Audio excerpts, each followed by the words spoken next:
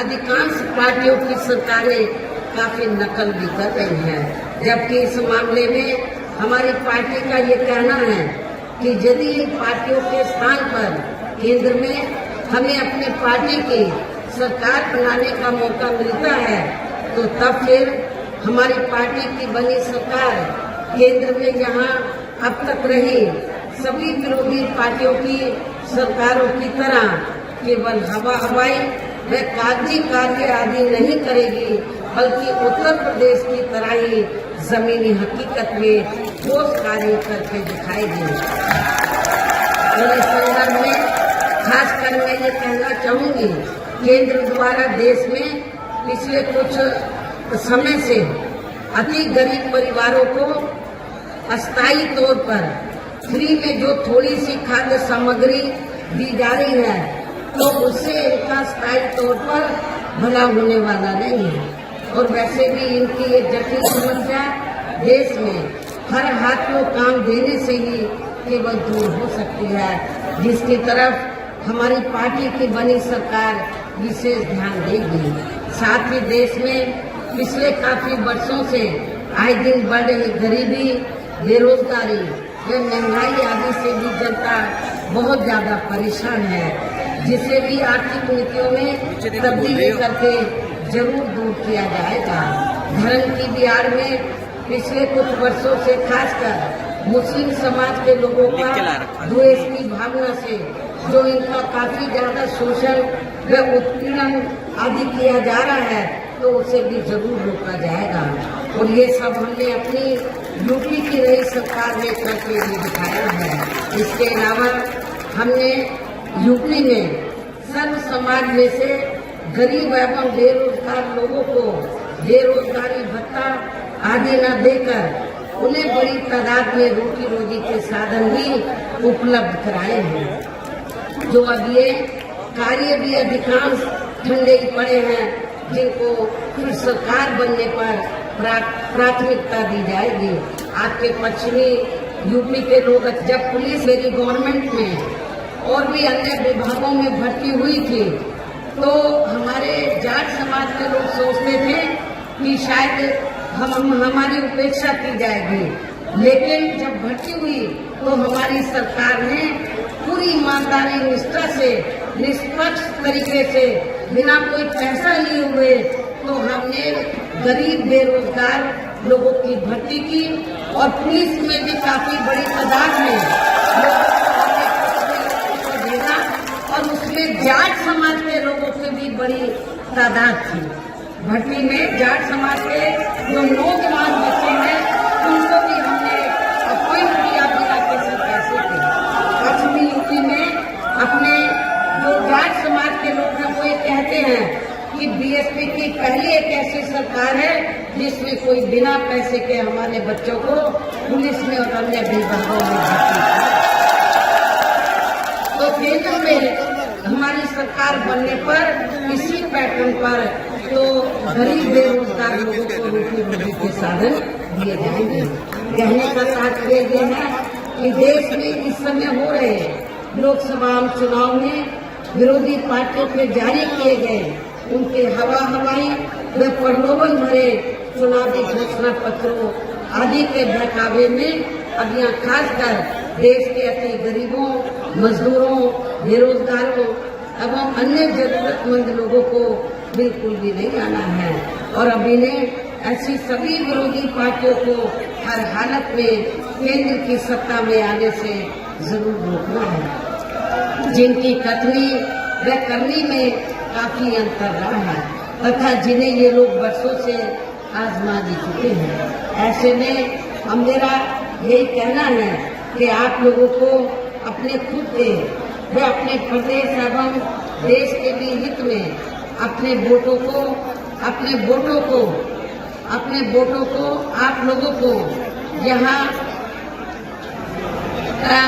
अपने वोटों को आप लोगों को यहाँ कांग्रेस, बीजेपी व अन्य विरोधी पार्टियों को न देकर केवल अपनी एकमात्र हितैषी पार्टी बहुजन समाज पार्टी को ही उत्तर प्रदेश की तरह ही सरकार बनने पर फिर पूरे देश में यह अपनी पार्टी की सर्वजन हिताय व सर्वजन सुखाय की नीतियों पर आधारित ही सरकार चलाएगी। इसके साथ साथ केंद्र से जुड़ी आपके क्षेत्र की जो भी यहाँ स्थानीय समस्याएं होंगी तो उन्हें भी दूर करने का जरूर हरसंभव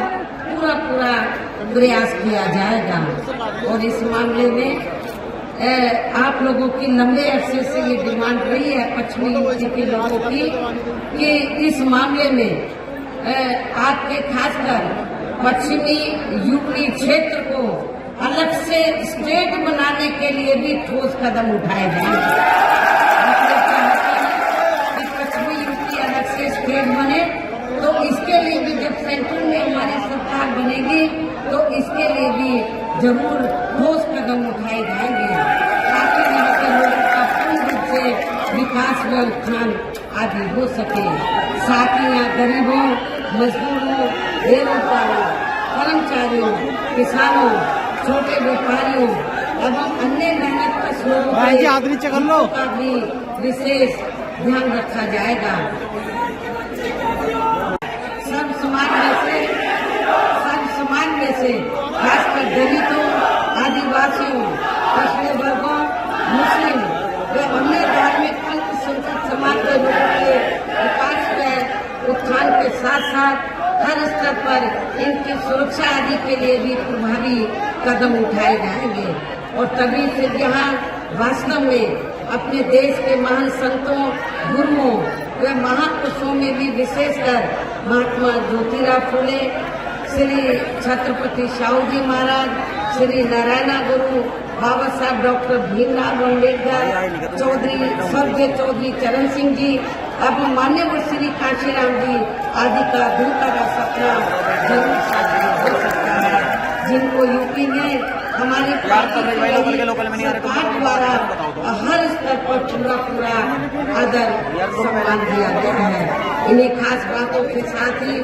अब मेरा पार्टी व मूवमेंट के हित में यही कहना है हमारी पार्टी ने आपके मुजफ्फरनगर लोकसभा से प्रजापति को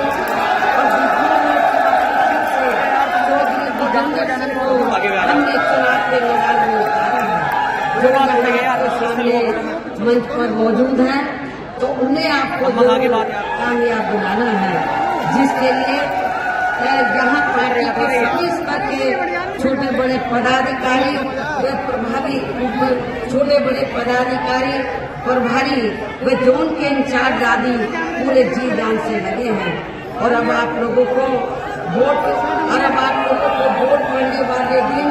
या बीएसपी के अपने सभी लोकसभा उम्मीदवारों को मैं पुनः अपील करती हूँ कि वोट पड़ने वाले दिन आप लोगों को अपनी पार्टी के सभी उम्मीदवारों को अपनी पार्टी का जो चुनाव चिन्ह हाथी है, हाथी चुनाव चिन्ह के सामने वाले बटन पर दबाकर इनको भारी वोटों के अंतर से, रिकॉर्ड तोड़ वोटों के अंतर से जिताने की पुरजोर अपील करते हुए देश के किसान वर्ग भी वर्तमान बीजेपी की सरकार में शुरू से ही अपनी विभिन्न समस्याओं को लेकर काफी ज्यादा दुखी व परेशान रहे और अभी भी, जबकि यूपी में 4 बार हमारी पार्टी की रही सरकार ने इनके हितों का भी हर स्तर पर विशेष ध्यान रखा है। हमारे पश्चिमी यूपी के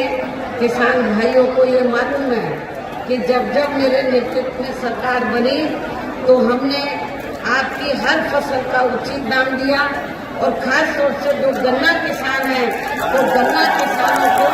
पूर्व में और वर्तमान में भी अभी भी किसी भी पार्टी की सरकार ने इतना रेट नहीं दिया है तो जितना हमारी सरकार ने रेट बढ़ाकर गन्ना किसानों को दिया। और हमने ये नहीं देखा चाहे किसान है, मजदूर है, तो इनके हितों का पूरा ध्यान रखा। इतना ही नहीं बल्कि केंद्र में पूर्व की रही कांग्रेसी सरकार की तरह ही वर्तमान भाजपा सरकार में भी इनकी जातिवादी, हीन, सांप्रदायिक एवं पूंजीवादी सोच व नीतियों के चलते ही पूरे देश में सर्व समाज में से खासकर गरीबों, दलितों, आदिवासियों, पिछड़े वर्गों, मुस्लिम एवं अन्य धार्मिक अल्पसंख्यक समाज के लोगों का भी पूर्ण रूप से विकास व उत्थान आदि नहीं हो सका है। और इस संदर्भ में वैसे आप लोगों को ये मालूम है कि पूरे देश में जहाँ दलितों, आदिवासियों एवं अन्य पिछड़े वर्गों का सरकारी नौकरियों में वर्षों से अधूरा पड़ा आरक्षण का कोटा भी अभी तक पूरा नहीं भरा जा सका है। विशेषकर SC व ST वर्गों के सरकारी कर्मचारियों का पदोन्नति में आरक्षण तो अब काफी हद तक प्रभावहीन ही बना दिया गया है। साथ ही केंद्र व राज्यों में भी विरोधी पार्टियों की सरकारों में इन सभी वर्गों को प्राइवेट सेक्टर में आरक्षण दिए जाने की व्यवस्था किए बिना ही इनकी सरकारों के ज्यादातर सरकारी कार्य अब प्राइवेट सेक्टर के जरिए ही इनके बड़े बड़े पूंजीपतियों व धनराशियों को ही दिए जाने के कारण अब इनको पूरे देश में आरक्षण का बहुत कम ही लाभ मिल पा रहा है। इसी प्रकार इनका अन्य और मामलों में भी शोषण व उत्पीड़न आदि होना अभी तक भी बंद नहीं हुआ है। इन साथ साथ मुस्लिम व अन्य धार्मिक अल्पसंख्यक समाज के लोगों की हालत हर स्तर पर यहाँ काफी ज्यादा खराब बनी, जिसका काफी कुछ खुलासा सच्चर कमेटी की रिपोर्ट में भी किया गया है। इतना ही नहीं बल्कि पिछले कुछ वर्षों से केंद्र में अधिकांश राज्यों में भी बीजेपी व RSS की सरकारों के चलते हुए अब इनका विकास व उत्थान आदि होना भी काफी हद तक बंदशाही हो गया है। आए दिन इन पर खासकर धर्म की आड़ में हो रही जुल्म जाति भी यहाँ काफी ज्यादा चरम सीमा पर पहुंच चुकी है। इसके साथ साथ अपर कास्ट समाज में से विशेषकर गरीब लोगों की भी हालत हमें कोई खास अच्छी नजर नहीं आती है। इनकी गलत कृषि नीतियों के कारण किसान वर्ग भी आए दिन आंदोलित रहता है। साथ ही इनकी गलत आर्थिक नीतियों की वजह से देश की अर्थव्यवस्था पर भी इसका काफी बुरा प्रभाव पड़ रहा है, जिससे यह विशेषकर छोटे एवं मध्यम वर्ग के व्यापारी वर्ग भी काफी ज्यादा दुखी व परेशान है। और अब केंद्र में पूर्व की रही सरकारों की तरह ही वर्तमान बीजेपी की सरकार में भी यहाँ पूरे देश में गरीबी, बेरोजगारी एवं महंगाई आदि भी लगातार काफी ज्यादा बढ़ रही है। देश में हर स्तर पर फैला भ्रष्टाचार भी अभी तक कम नहीं हुआ है। साथ ही अपने देश की सीमाएं भी अभी तक पूरे तौर से सुरक्षित नहीं है। ये भी बड़ी चिंता की बात है। ऐसे में अब आप लोगों को देश में हो रहे लोकसभा चुनाव में कांग्रेस, बीजेपी व इनकी सहयोगी पार्टियों को भी केंद्र की सत्ता में आने से जरूर रोकना है। जिनकी गलत नीतियों व गलत कार्य प्रणाली आदि को आप लोग काफी हद तक आजमा भी चुके हैं। और अब ये विरोधी पार्टियां किस्म किस्म के साम, दाम, दंड भेद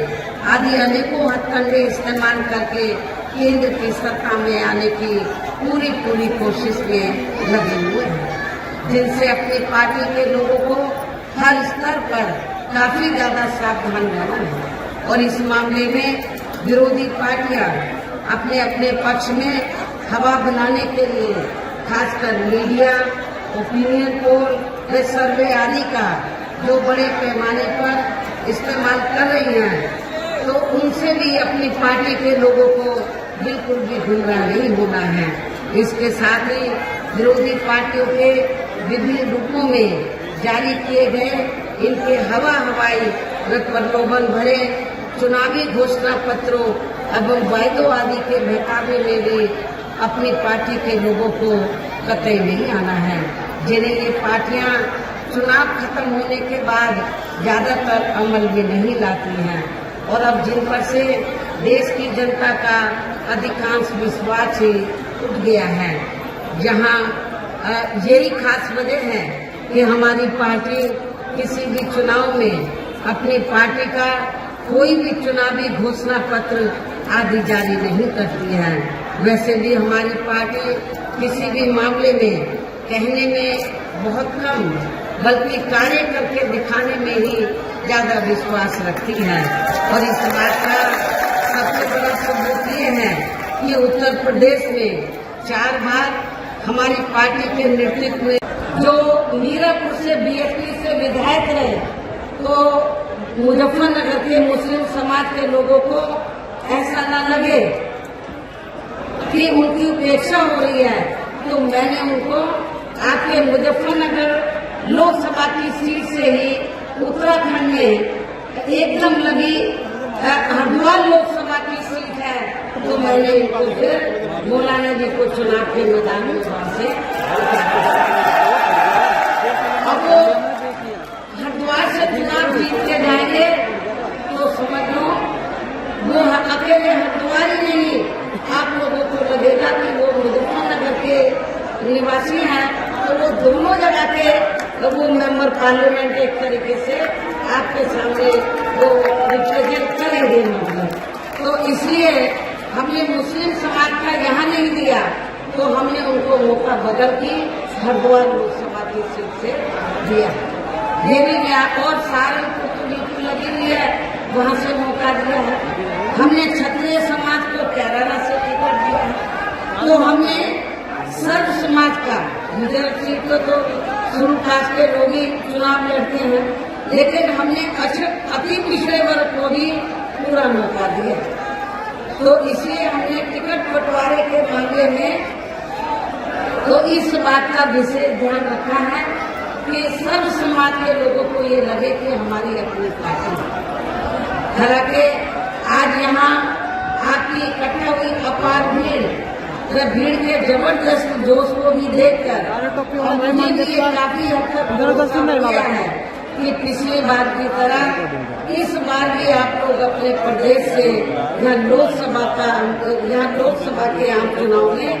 अपनी पार्टी का बेहतर रिजल्ट लाएंगे, अपने क्षेत्र से भी आप लोग बेहतर रिजल्ट लाएंगे। इसके बाद आप लोगों ने बिजनौर लोकसभा की 2 सीटें इधर आती है मुजफ्फरनगर में, बीएसपी के उम्मीदवार को यहाँ से जिताकर भेजा। इस बार भी आप लोग लोकार्पण वोटों के अंतर से चौधरी विजेंद्र सिंह को आप लोग जिताकर भेजेंगे। और इसी प्रकार जो हमारे प्रजापति समाज से उम्मीदवार हैं, अति पिछड़े वर्ग के लोग, चौधरी समाज के लोग भी, अपर कास्ट समाज के लोग भी, अति पिछड़े वर्ग के लोग, दलितों के साथ ये मिल जाए, फिर इन दोनों उम्मीदवारों को कोई हराने वाला नहीं। तो मुझे आप लोगों के ऊपर ये पूरा भरोसा है कि आप लोग इन दोनों लोकसभा की सीटों को जरूर कामयाब बनाएंगे। इसके लिए हमने आप लोगों का ध्यान कुछ जरूरी बातों की तरफ दिलाना चाहती हूँ। और इस संबंध में विशेषकर मैं कांग्रेस, बीजेपी व इनके अन्य सभी सहयोगी दलों के बारे में ये कहना चाहूंगी कि आजादी के बाद शुरू में केंद्र में देश के काफी राज्यों में भी ज्यादातर सत्ता यहाँ कांग्रेस पार्टी के हाथों में ही केंद्रित रही है, किंतु इनकी खासकर दलित व आदिवासी एवं अन्य पिछड़ा वर्ग विरोधी तथा अन्य और मामलों में भी रही गलत नीतियों एवं गलत कार्य प्रणाली आदि की वजह से ही फिर इस पार्टी को केंद्र में काफी राज्यों की भी सत्ता से बाहर होना पड़ा है तथा यही स्थिति इनकी सहयोगी पार्टियों की भी बन रही है, जिस कारण ही फिर हमें बहुजन समाज पार्टी को बनाने की जरूरत पड़ी है। और अब पिछले कुछ वर्षों से बीजेपी एवं इनके सहयोगी दल केंद्र में अधिकांश राज्यों की भी सत्ता में काबिज हो गए। साथ ही इनकी भी ज्यादातर जातिवादी, पूंजीवादी, संकीर्ण सांप्रदायिक व द्वेषपूर्ण नीतियों एवं कार्य प्रणाली आदि से तथा इनकी कथनी व करनी में भी काफी अंतर होने की वजह से ही ऐसा लगता है कि इस बार ये पार्टी भी यानी कि भारतीय जनता पार्टी भी केंद्र की सत्ता में आसानी से वापस आने वाली नहीं है, बशर्ते यदि ये चुनाव इस बार फ्री एंड फेयर होता है तथा आम चर्चा के मुताबिक वोटिंग मशीनों में भी कोई गड़बड़ी आदि नहीं की जाती है। और वैसे भी इस बार चुनाव में इनकी कोई भी पुरानी व नई चल रही नाटकबाजी, जुमलेबाजी व गारंटी आदि काम में आने वाली नहीं है, क्योंकि अब देश की जनता काफी हद तक इस बात को समझ चुकी है कि इनकी पार्टी ने अब तक देश के विशेषकर गरीबों, कमजोर तबकों, मध्यम वर्गीय एवं अन्य मेहनतकश लोगों को जो इन्हें अच्छे दिन दिखाने के असंख्य प्रलोभन भरे वायदे किए हैं तथा अनेकों हवाई या कागजी गारंटी भी दी है, तो उनका जमीनी हकीकत में अभी तक इन्होंने लगभग 1/4 हिस्सा भी कार्य नहीं किया, बल्कि इसके स्थान पर इनका ज्यादा समय या ताकत थी जहाँ इनके अपने चलते रहे पूंजीपतियों एवं धन्ना सेठों को ही ज्यादा से ज्यादा मालामाल व धनवान आदि बनाने में तथा उन्हें हर स्तर पर छूट देने व बचाने में ही लगे हैं, जिनके आर्थिक सहयोग से ही ये पार्टी व अन्य पार्टियां भी अपना संगठन चलाती हैं तथा चुनाव आदि भी लड़ाती हैं, जिसका काफी कुछ खुलासा बॉन्ड की आई अभी हाल ही में बॉन्ड की आई रिपोर्ट से भी पार्टी के सभी छोटे बड़े पदाधिकारी एवं कार्यकर्ता आज आप लोग देश में जहाँ आपके उत्तर प्रदेश स्टेट में भी लोकसभा के लिए हो रहे आम चुनाव में आपके मुजफ्फरनगर लोकसभा की सीट से पिछले वर्ष से ताल्लुक रखने वाले श्री 11 से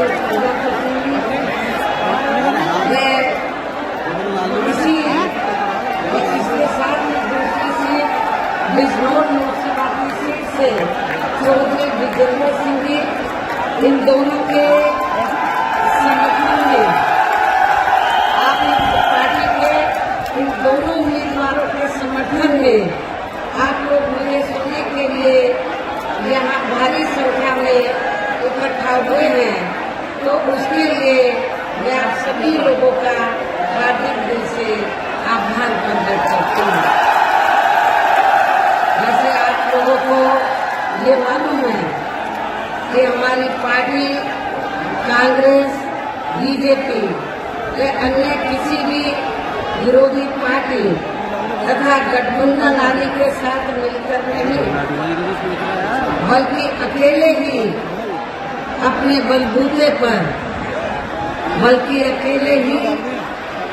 बलबूते पर आप सब लोगों के बलबूते पर पूरी तैयारी व दमदारी के साथ ये चुनाव लड़ रही है। इसके साथ ही हमने इस चुनाव में भी टिकट बंटवारे के मामले में यहाँ सब समाज के लोगों को उचित भागीदारी दी, जिनको जिताने में यहाँ पार्टी के लोग पूरे जी जान से लगे। आप लोगों को ये मालूम है कि जब पार्टी बनी थी और पश्चिमी यूपी में पार्टी के जनाधार को बढ़ाने का प्रयास किया जा रहा था, तो शुरू में खास तौर से पश्चिमी यूपी के लोग और पश्चिमी यूपी में जो विरोधी पार्टी के लोग हैं वो ये प्रचार करते थे कि Bahujan Samaj party upper caste के खिलाफ है। राजू भाई कम काम नहीं करते ऐसा जान दो। आपके मुजफ्फरनगर और आसपास के इलाके में तो खुल्लम खुल्ला प्रचार करते थे कि बीएसपी जाटों के खिलाफ है, ये प्रचार होता था। लेकिन आप लोगों को ये मालूम है कि बहुजन समाज पार्टी जब से बनी है तब से लेकर और 4 बार मेरे नेतृत्व में यूपी की सरकार बनी है। हमने पश्चिमी यूपी में खासकर आपके मुजफ्फरनगर जिले में हमने कोई भी दंगा फसाद आदि नहीं होने दिया। हमने कहा कोई भी आपस में जातीय संघर्ष नहीं होने दिया है, सांप्रदायिक संघर्ष नहीं होने दिया है। सपा जब पावर में थी तो यहाँ जो वर्षों से जाटों में और मुस्लिम समाज के लोगों में जो भाईचारा पैदा था, तो सपा की सरकार में उस भाईचारे को तोड़ा है। यहाँ जाट समाज और मुस्लिम समाज इन दोनों को आपस में लड़ाया गया, नफरत पैदा की गई, लेकिन हमने ऐसा नहीं होने दिया। और मैं ये आपको बताना चाहती हूँ कि मुस्लिम समाज और चौधरी समाज को, जाट समाज को ये न लगे कि हमारी किसी की उपेक्षा की गई है, तो हमने इस बात का भी विशेष ध्यान रखा। हमने यहाँ से अति पिछड़े वर्ग को टिकट दिया, प्रजापति समाज से अति पिछड़े वर्ग को मुजफ्फरनगर से, और जो बिजनौर लोकसभा की सीट है उसकी कुछ सीटें आपके मुजफ्फरनगर जिले में आती हैं। तो हमने यहाँ पर जो हमने भाईचारा पैदा किया था मुस्लिम समाज में और जाट समाज में, उसको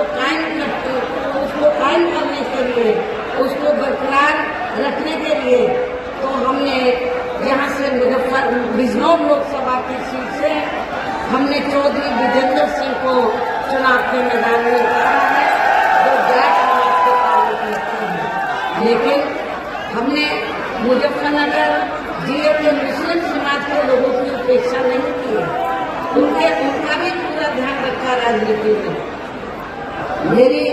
दिल्ली तमन्ना थी कि मुजफ्फरनगर से मुस्लिम समाज को चुनाव के मैदान में उतारा जाए, लेकिन यहाँ पर इतनी दहशत पैदा कर दी गई थी सपा सरकार के समय से मुस्लिम और जाट समाज में, तो मुस्लिम समाज के लोग कोई जल्दी से चुनाव लड़ने के लिए तैयार नहीं है, जिसकी वजह से मुझे यहाँ पर अति पिछड़े वर्ग को हमें चुनाव के मैदान में उतारना पड़ा। मैं इनको मेरठ से भी खड़ा कर सकती थी, मैं श्री धारा सिंह प्रजापति को मेरठ से भी खड़ा कर सकती थी। यहाँ से हमारी पार्टी चाहती थी कि मुस्लिम को मौका मिले, लेकिन यही मुस्लिम वोट डरे हुए थे कि दूसरी पार्टी से जाट बिरादरी के लोग आ रहे हैं, तो कहीं चुनाव में दंगा